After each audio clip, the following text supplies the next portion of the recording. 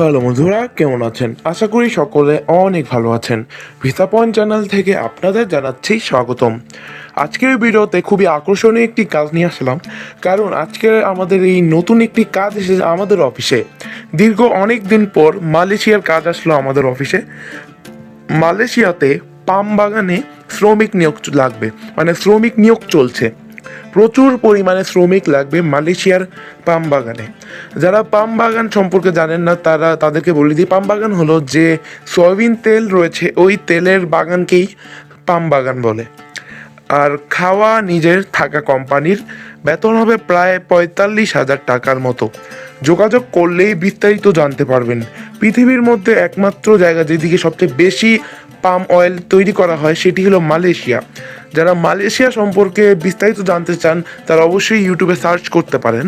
আর visa point চ্যানেলটিকে অবশ্যই subscribe করবেন।